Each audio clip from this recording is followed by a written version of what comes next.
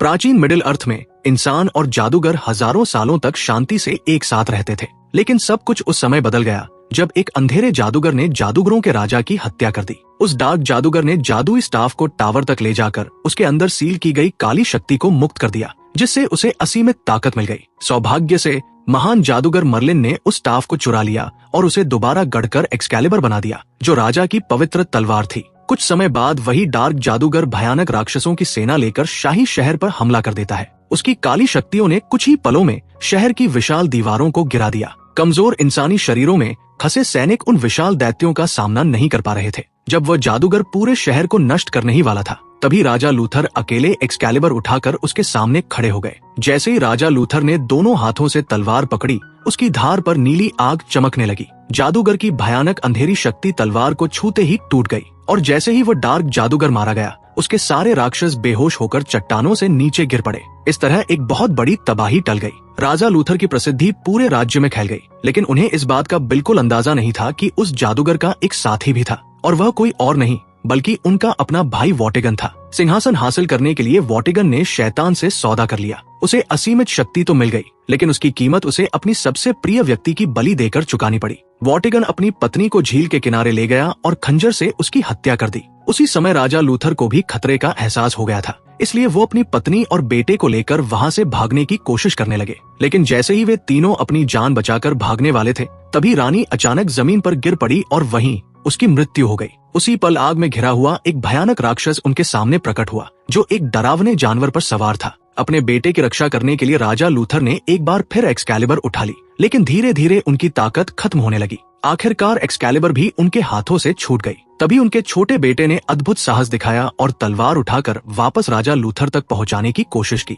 लेकिन ऐसा करते समय उसके हाथ बुरी तरह कट गए और उनमें गहरे घाव हो गए। फिर भी वह किसी तरह वहां से सुरक्षित भागने में सफल हो गया। राज्य के नष्ट हो जाने के बाद लूथर का छोटा बेटा एक छोटी नाव में भागता हुआ दिखाई देता है। कुछ दयालु महिलाओं ने उस बच्चे को लंदन के पास बहते हुए देखा और उस पर दया आ गई। वे उसे अपने साथ ले गई और एक अनाथालय में छोड़ दिया, जहां वो खूनी युद्ध से दूर सुरक्षित रह सके, जिसने उसके पूरे परिवार को तबाह कर दिया था। उस छोटे बच्चे को अपने शाही जीवन की कोई याद नहीं थी। समय बीतता गया और वह बड़ा होता गया, बिना ये जाने कि असल में वही सिंहासन का असली उत्तराधिकारी है। दूसरी तरफ लूथर के छोटे भाई ने पूरे राज्य पर कब्जा कर लिया और खुद को राजा घोषित कर दिया। वो विशाल टावर, जहां से कभी शक्तिशाली जादूगर अपनी ऊर्जा प्राप्त करते थे, उसके आदेश पर दोबारा बनाया जा रहा था। वो अपने भाई जैसी जादुई शक्ति हासिल करना चाहता था। भले ही वो खुद जादूगर नहीं था, लेकिन अपनी जवानी का बड़ा हिस्सा उसने तांत्रिकों और काले जादू करने वालों के बीच बिताया था। इसी वजह से उसने जादू और शक्ति के कई रहस्य सीख लिए थे।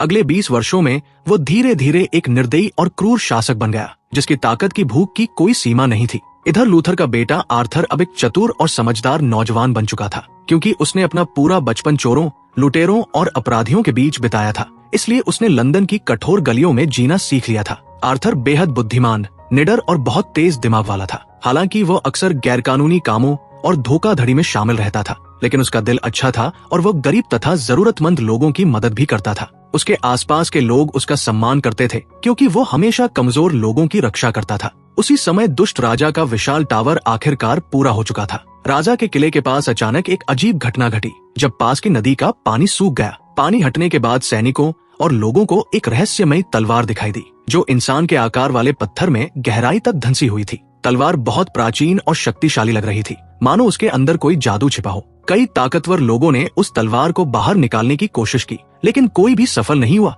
यहाँ तक कि लूथर का भाई भी उसे हल्का सा हिला तक नहीं पाया, ये मानते हुए कि उस तलवार को चलाने के लिए कोई विशेष व्यक्ति ही बना है। राजा ने पूरे राज्य से हजारों लोगों को बुलाया ताकि वे उसे निकालने की कोशिश करें, लेकिन एक एक करके सभी असफल हो गए। उसी दौरान आर्थर शहर की गलियों में एक हिंसक लड़ाई में फंस गया। थोड़ी देर बाद राजा के सैनिकों ने आर्थर और उसके साथियों को पकड़ लिया। उन्हें जबरदस्ती एक नाव में बैठाकर शाही किले में ले जाया गया, बिना ये समझे कि आखिर उन्हें वहां क्यों लाया जा रहा है। आर्थर को अभी भी अपने शाही खून के बारे में कुछ याद नहीं था। जब सैनिक उसे उस जादुई तलवार के सामने लाए, तो वो बिना डरे चुपचाप उसकी तरफ बढ़ गया। जैसे ही उसने तलवार को छुआ, उसके भूले हुए अतीत की अजीब यादें उसके दिमाग में चमकने लगी। उसे अचानक महसूस हुआ कि तलवार के अंदर से एक विशाल शक्ति उसके शरीर में बह रही है। फिर सबकी हैरानी के बीच आर्थर ने बड़ी आसानी से तलवार को पत्थर से बाहर खींच लिया, लेकिन उस तलवार में इतनी भयानक जादुई शक्ति थी कि आर्थर अभी उसे नियंत्रित नहीं कर सकता था। वो अपार शक्ति उसके लिए असहनीय बन गई और वो तुरंत बेहोश होकर गिर पड़ा।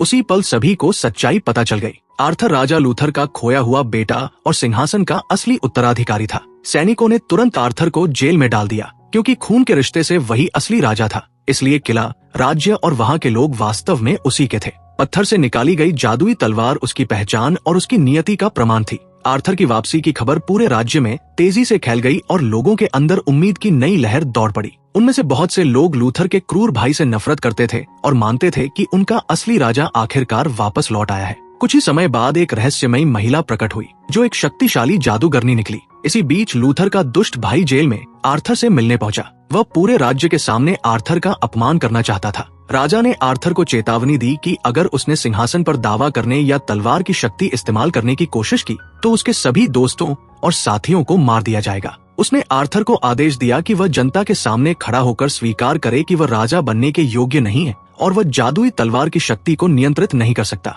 ये देखने के लिए भारी भीड़ जमा हो गई। लोग अपने असली राजा को देखने के लिए उत्साहित और आशावान थे। आर्थर को आदेश दिया गया कि वह सबके सामने तलवार उठाकर उसकी शक्ति दिखाए, लेकिन अपने दोस्तों की जान के डर से उसने लड़ने या अपनी शक्तियां दिखाने से इनकार कर दिया। आर्थर की चुप्पी से गुस्से में आकर लूथर के भाई ने सैनिकों को तुरंत उसे मार डालने का आदेश दे दिया। तभी अचानक वह रहस्यमयी जादूगरनी वहां प्रकट हुई और उसने अपनी अद्भुत जादुई शक्तियां छोड़ दी। उसने आसपास के जानवरों को नियंत्रित करके उन्हें राजा की सेना के खिलाफ कर दिया। हर तरफ अफरातफरी मच गई, क्योंकि जानवर सैनिकों पर हमला करने लगे। इसी भ्रम और अराजकता के बीच आर्थर के साथियों ने उसे कैद से आजाद करा लिया। आर्थर ने जादुई तलवार उठा ली और वे सभी पास की नदी में छलांग लगाकर वहां से भाग निकले। भागते समय आर्थर ने एक बार फिर तलवार को पकड़ा। उसकी अपार जादुई शक्ति फिर से उसके शरीर में दौड़ने लगी और ये शक्ति उसके लिए संभालना बेहद मुश्किल हो गया। कुछ ही पलों में वह दोबारा बेहोश होकर गिर पड़ा, जबकि बाकी लोग उसे सुरक्षित जगह तक ले जाने की कोशिश कर रहे थे। उस रहस्यमयी जादूगरनी ने अपनी शक्तियों का इस्तेमाल तलवार पर किया और जल्द ही उसे पता चल गया कि आर्थर अपने अतीत को पूरी तरह भूल चुका है। उसने समझ लिया कि उसके अंदर छिपी यादों को केवल एक बेहद खतरनाक जगह में ही जगाया जा सकता है, जो काली शक्तियों और प्राचीन जादू से भरी हुई थी। इसी कारण उसने आर्थर को एक शैडो रियल में भेजने का फैसला किया, जहां वो आखिरकार अपने अतीत और अपनी असली नियति का सच जान सके। वो जगह बेहद डरावनी थी। कहा जाता था कि वहां इंसान तो क्या, जादूगर भी ज्यादा समय तक जीवित नहीं रह सकते। वो भूमि भयानक जीवों, विशाल राक्षसों और जानलेवा परछाइयों से भरी हुई थी, जो वहां आने वाले हर इंसान को मार डालने का इंतजार कर रही थी। आर्थर के पास उन भयानक जीवों से लड़ने के अलावा कोई दूसरा रास्ता नहीं था। खतरा कितना भी बड़ा क्यों न हो, वो बहादुरी से लगातार आगे बढ़ता रहा। उसके रास्ते में जो भी राक्षस या डरावना जीव आया, आर्थर ने उनसे लड़ते हुए अपना रास्ता बनाया, जब तक कि वो आखिरकार गहरे अंधकार के बीच खड़े एक प्राचीन टावर तक नहीं पहुंच गया। जैसे ही आर्थर उस टावर के पास पहुंचा, जादुई तलवार अचानक तेज रोशनी से चमकने लगी। उसकी आंखों के सामने अजीब और रहस्यमय दृश्य चमकने लगे और आखिरकार उसे अपने अतीत की सारी बातें याद आ गई। उसने अपने पिता राजा लूथर की अंतिम लड़ाई देखी, जिसमें वे उस भयानक दानव योद्धा से लड़ रहे थे। लूथर धीरे धीरे युद्ध हार रहे थे और उन्हें समझ आ चुका था कि अब वे ज्यादा देर तक जीवित नहीं रह पाएंगे। अपने राज्य और अपने बेटे को बचाने की आखिरी कोशिश में उन्होंने जादुई तलवार को हवा में उछाल दिया। जैसे ही तलवार नीचे गिरने लगी, लूथर खुद उसके नीचे आकर खड़े हो गए ताकि तलवार उस जादूगर के शरीर को भेद सके जो टावर की अंधेरी शक्ति से जुड़ा हुआ था। उसी पल राजा लूथर ने खुद का बलिदान दे दिया। उनका शरीर धीरे धीरे पत्थर में बदलने लगा और फिर उनके नीचे मौजूद पानी में गिर गया। अपने पिता के बलिदान की सच्चाई जानने के बाद आर्थर ने जादुई तलवार का सही तरीके से इस्तेमाल करना सीखने के लिए खुद को प्रशिक्षित करना शुरू कर दिया। हालांकि वह अभी भी एक परफेक्ट तलवारबाज नहीं बना था, लेकिन धीरे धीरे वो उसकी असली शक्ति को समझने लगा। कुछ समय बाद आर्थर और उसके साथी ब्रिटेन के एक दूसरे शक्तिशाली परिवार से मिले। उनके पास विशाल सेना, अनगिनत हथियार और पूरे देश में गहरा प्रभाव था। आर्थर ने बहुत समझदारी से उन्हें विश्वास दिलाया कि अब वो राजा बनने और राज्य के लिए लड़ने के लिए पूरी तरह तैयार है। सच्चाई जानने के बाद उन्होंने आर्थर को असली राजा स्वीकार कर लिया और उसके साथ जुड़ गए। अब उनका नया मिशन उस विशाल टावर को पूरा होने से रोकना था। आर्थर के कुछ साथी चुपके से उन जहाजों पर सवार हो गए जो टावर बनाने का सामान लेकर जा रहे थे। उन्होंने निर्माण सामग्री को नष्ट कर दिया और सभी रास्तों को बंद कर दिया जिनसे सामान पहुंचाया जा रहा था। कुछ ही समय बाद उन्होंने शहर पर हमला कर दिया और लूथर के भाई के किले में आग लगा दी। इसके बाद आर्थर ने अपने चाचा की हत्या करने की योजना बनाई, लेकिन लूथर का भाई पहले से ही आर्थर के हमले का अंदाजा लगा चुका था। उसे पता था कि आर्थर उसके पीछे जरूर आएगा, इसलिए उसने अपने जैसा दिखने वाले एक आदमी को जहाज पर अपने चारे के रूप में भेज दिया। अराजकता के दौरान आर्थर का एक साथी नकली लक्ष्य पर तीर चलाने की तैयारी कर रहा था।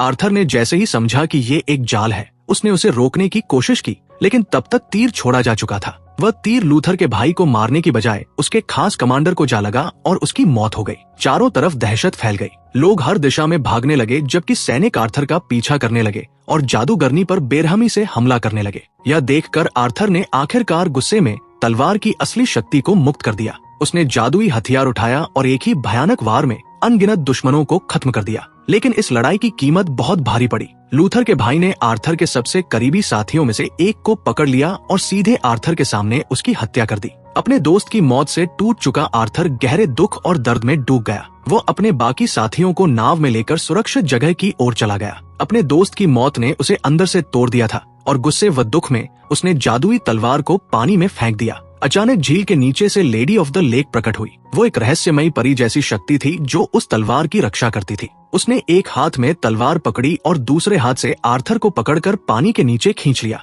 वहाँ उसने आर्थर को भविष्य के भयानक दृश्य दिखाए। आर्थर ने देखा कि अगर वो लूथर के भाई को मारने में असफल रहा तो पूरी दुनिया अंधकार और विनाश में डूब जाएगी। पूरे राज्य जलकर राख हो जाएंगे और अनगिनत मासूम लोग तलवार की अनियंत्रित शक्ति की वजह से मर जाएंगे। लेडी ऑफ द लेक ने आर्थर से कहा कि उसे जादूगरनी और खुद तलवार दोनों पर भरोसा करना होगा। भविष्य की चेतावनी देने के बाद उसने जादुई तलवार वापस आर्थर को लौटा दी। उस भयानक दृश्य से जागने के बाद आर्थर की मुलाकात कुछ लोगों से हुई, जिन्होंने उसे बताया कि अब पूरे राज्य में बहुत से लोग उसका समर्थन कर रहे हैं। वे चाहते थे कि आर्थर ही उनका असली राजा बने, लेकिन वे अपने साथ एक बुरी खबर भी लाए। दुश्मन की सेना ने आर्थर के साथियों को कैद कर लिया था। एक कमांडर ने आर्थर को चेतावनी दी कि भले ही जादूगरनी और बाकी लोग अभी जीवित हैं, लेकिन अगर आर्थर ने आत्मसमर्पण नहीं किया तो सभी कैदियों को मार दिया जाएगा। काफी सोचने के बाद आर्थर ने फैसला किया कि वो अपनी तलवार अपने चाचा के पास वापस भेज देगा, ताकि ये संकेत मिले कि वो कुछ दिनों में आत्मसमर्पण कर देगा। तलवार वापस मिलने के बाद लूथर का भाई जरूरत से ज्यादा आत्मविश्वासी हो गया। उसे लगा कि तलवार के बिना आर्थर अब शक्तिहीन है